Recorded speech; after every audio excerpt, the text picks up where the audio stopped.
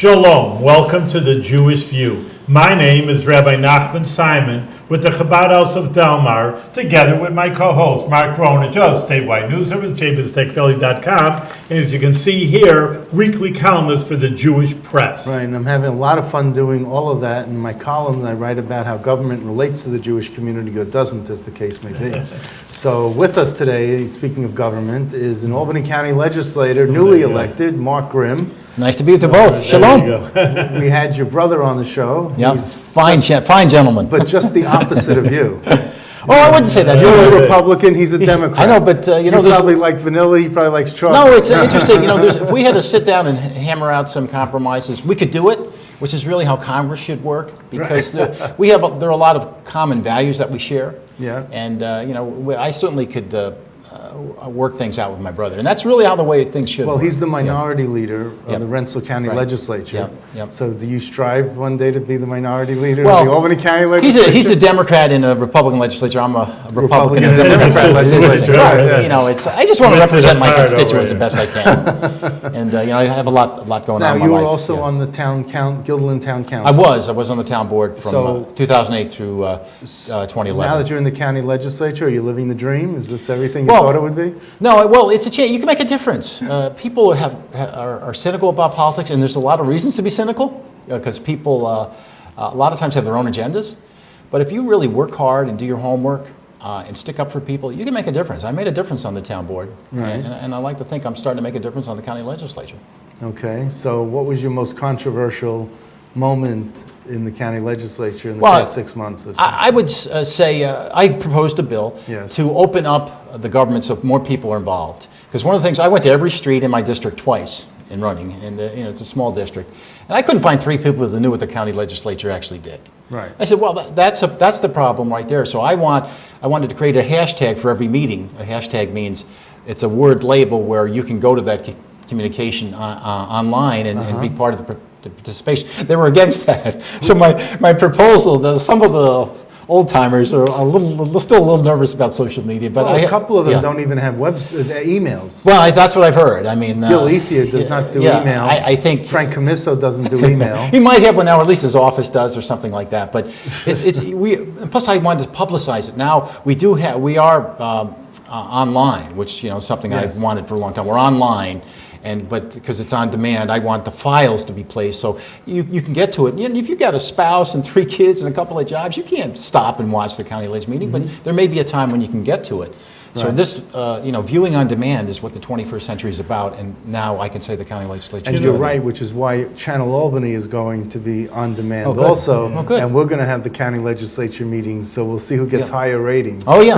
Well, you have to promote it. That's another thing, Mark. They don't promote it. You have to. Right. Hey, people don't even know this, and I'm trying to do it on my own. But the legislature should be doing that as a body. This is why you need a newsletter to go out to your constituents. Well. It's funny. I have a Facebook page, and I have a Twitter page, and I don't think you need a newsletter. If you're really good with those, you're keeping people up to date. So the newsletter is sort of the old way of doing things. It's a kind of a hangover. I don't have a newsletter even in my business because I feel like I'm keeping people up to date on a continual basis. I don't need to give them a newsletter every 2 months and tell them what I already told them. I just want to say little kudos to what we're trying to do here on the Jewish View. I think we've brought in practically every Albany, we try at least, every Albany County legislature, Albany County City Council, and Assemblyman and Senator, just because, just even matter of fact that I just think it's, in a way, it's appalling that people, we're a democratic country.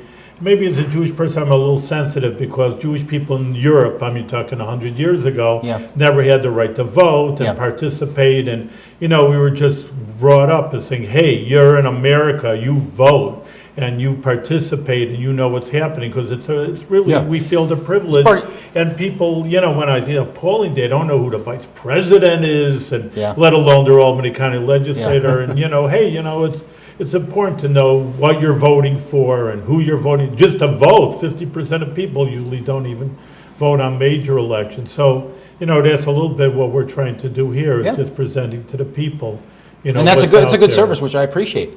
I really feel my job is to educate, and I'm an educator. I'm a trainer by profession. I was an adjunct professor for 11 years. I want to Siena, educate right? at Siena and St. Rose, Right. and I want to educate people about what's going on. That's when they get more interested, and that's when they get more likely to vote. I find in local elections where you have to drag them to the polls, they don't vote because they don't know what's going on. But I like to think my constituents, because I've been at their doors so many times, they're starting to pick up on what Mark Grimm is up to.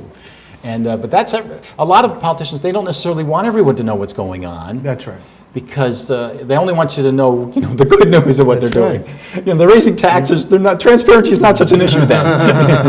And one thing I wanted to ask you about is when you go door to door and you visit with people, do you ask them for an email address so then you can stay in touch and do an email blast when there might be an emergency or Yeah, something that yeah. maybe the town doesn't do that you want to take credit for, that you want to do as a service and heighten your profile also? Because as a motivational speaker, in the business that you're in the private sector, you got to promote yourself because no one else is going to do it for you. Well, I think, but informing people on a continuing basis is good promotion. I'm not someone so much into, quote, self-promotion, but rather if you provide value, which is what social media is about. It's wonderful that we have all this access, but the flip side, the bad part of that, it's wonderful we have all this access because a lot of people post stuff that doesn't get read. So you have to give them value, and do I try to get emails? Yeah, but people are very guarded because they're so bombarded, Mark, with emails. Right. That's the last Well, thing. what I do is I set up a Gmail account for every specific thing so that I channel my emails to certain places. So, you would only have my professional email, let's say, for your news releases. But if I want to communicate with you personally, you'll have my personal email address. Yeah. So I do keep it channeled. Yeah, the thing about email is point-to-point communication. Yes. What you really want to develop is social media so they can not only get information from us, they can weigh in and say this is, in fact, we've had a couple of controversies, like Smoking 21 came up. Yes. And I posted on that, and there were, I think 38 people shared it to all their friends, so 2,200 people viewed. Hey, if you want to speak out on this, here's where you go on the county ledge this night and that kind of thing. And 3 people showed up. And the typical, all the special interests were there. Yeah, There were 2 Kansas kids from Society. Albany showed up. They're the only kids that weren't, part of one group or another. That's right. But that's my point, though. People are not paying attention, and So that's a what was shame. your view on the 21? Well, I did my homework, and I Yes. realized, how do we get smoking is terrible. How do we get people to stop? Youth education. Right. We know But that did works. you vote for I voted raising the no age? because Why? I don't believe raising the age to 21 is the solution. In fact, we have evidence that suggests otherwise. The evidence is youth education and cessation programs, helping people quit who want to quit. They're the 2 drivers in smoking health. We know that because we've seen it work again and again, and that ought to be our focus, not stripping a military man from the right to smoke when he was I back in always the say camp. that, it's something in the Bible, I got to put something Jewish in from the Jewish view. Sure. But that there's one age where they say you're 20 years old, you go out to the army, you're counted as a real adult person. I know there's bar mitzvah, but at 20 years old, you're full adult. And, that was with the argument in the 60s. You send the guy to Vietnam with a machine gun, kill people, but you can't, you don't let me even have my representative. Or, like you say, go to the army, here's your machine gun, go to Afghanistan and kill someone. Don't take a beer. You're not mature enough to drink a beer. Come on, it's like... And what really frustrates me, it is about rights. Because what's the downside? The downside is you're stripping people of rights. That's a downside. But secondly, it takes the attention away from what really matters, and that's youth education and cessation. But when you talk about when these people in general focus on the war versus drinking and smoking, you're not going to war in Albany County. You're going to war in Afghanistan. The laws that you're passing don't pertain to Afghanistan. But they come back here. They do, but In fact, they don't always... in Guilderland, we've lost. In fact, we've had 3 highways named after people who were killed. There you go. So they No, don't... these are always- Recently, these Iraq, Afghanistan. Yeah. So- You'll hear the stories about But they're them, going to be smoking and drinking overseas. They're going to come back here. They're going to be more mature. They're going to be able to find a way to smoke and drink. You don't have to make it easy. Look, you know that the robber is going to come into your home. That doesn't mean you have to leave the door wide open. You still have locks on your door. You make it difficult for them. So that's why I'm thinking if you raise the age, which the county executive did sign the bill into law to raise the age, that you would be able to you have more time for education, for the education programs to get them to that point where they can make a better decision at age 20. Well, of course, you can also go to a neighboring county and buy them there too. That's So true, that's what I'm saying. It really, if you're going to do it, you should do it on a statewide basis. This county by county doesn't make sense. What it does is just, you lose revenue, frankly, to Schenectady and Rensselaer County, who, by the way, and have not done it. So. Well, it sounds good also, we're. I mean, there's two sides to the preventing argument, cigarettes. but, I'm comfortable with my vote. I think I did the right thing. I just wanted to debate you on it. No, it's good. No, because some say you're against public health if you vote. I mean, you heard the rhetoric, Mark. Like, we're against public health and we're for. Yeah, that's ridiculous. You're pro-business. It's just, what's the most sensible thing to do? And I really want to focus on the things that matter most, because too often in government, we're focused on things that aren't really the things that lead to resolution. And one of the things I've learned about government is, the campaigns are about fighting and about having a point of view. But at governing, that's about solutions. That's what people want from us. They want solutions. Right. And you have to be willing to compromise sometimes, but not your principles, but the techniques and the ways of getting to the solutions. Okay. So let me ask you on your personal side about your work. I mean, you know all about broadcasting. You're one of our most polished guests that we've had on. And, Makes him a good politician. You can run for president like Ronald Reagan. So I kind of wanted to talk to you to let the audience know about you as an individual, not just as an elected official, which you're doing now, and I presume you'll be doing for a long time. You got a 4-year contract for the people. Yeah, that's right. Yeah. And you're there 6 months. But let's talk about who you are as an individual. Yeah. You graduated magna cum laude. From Siena, yeah. From I went Siena. to Siena grad. Yep. That's wonderful. I mean, that's like, so. Well, I did that's my not homework. easy. I mean, it's funny. When I was a kid, I used to go home and do my homework first, and then go out and play. That way, because I knew how to do the work anyway. I'm just one of those things. I really believe in homework, and I've seen all throughout my life, if I really did my homework, you had a really good chance of exceeding. And graduating magna cum laude was a great example of that. Kids were out partying, and I was out doing my term papers. So where did you go to elementary? I went to St. Patrick's in Troy, where all the Grimm kids, all 9 Grimm kids grew up. Yeah. And then we moved out, when I was in 7th grade, we moved out to the country, and I went to Hoosick Falls, which is having all the water trouble. Did you test did you get Well, a PFOA test? we actually had our own well. Oh, you had your own well? So, I don't know, we weren't anywhere near the place. We were out, out in the country.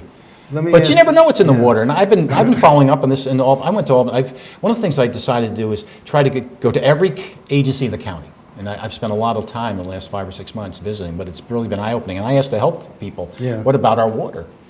And she said, well, tap water, people buy bottled water, but the bottled water requirements, they only require 20 things to test for. Right. Tap water, they require 200 things Now, to test for. Tap water is safer because it's more well-tested, yet people buy bottled water. I have to tell you, I worked for Water Technology magazine. And I never thought cryptosporidium and giardia would be my vocabulary. But pretty sexy stuff there, pal. But when I was working there, I realized that the bottled water is regulated by the FDA, the Food and Drug Administration. Tap water is regulated by the EPA, the Environmental Protection Agency. So the parts per billion of contaminants that they allow for the bottled water is much higher than the tap water. Yep. So I'm always drinking tap water. Yep. I'm never buying bottled water. And then when I brought this up that we should do a story about this, they said, oh no, are you kidding? Tap water people don't buy advertising. It's the bottled water people that buy advertising from us. We do this story. We're going to lose a lot of advertising. Yeah. We can't touch that story. Yeah, tap water is safer because it's tested. But it is safer, and they allow fewer parts per billion of contaminants. So I'm forever drinking, tap water, and people. Well, cheaper also. No, it's the not bottles anything are a terrible environmental issue. Environmentally, There's so many bottles of water. That's right. The plastic is kind Not of a only that, my daughter just, so in case some of my kids are into, you got to have bottled water. All right, I'll buy bottled water. So I also bought a bottled water. So I was going somewhere and I got thirsty, and so I left it in the car and it's hot. Mm-hmm. And then she says to me, "You can't drink it." I says, "What's wrong? I didn't even open it." She says, "What could be wrong?" She says, "Well, the plastic it gets too hot. They say it's no good." Leave me alone over here. Well, since we're talking.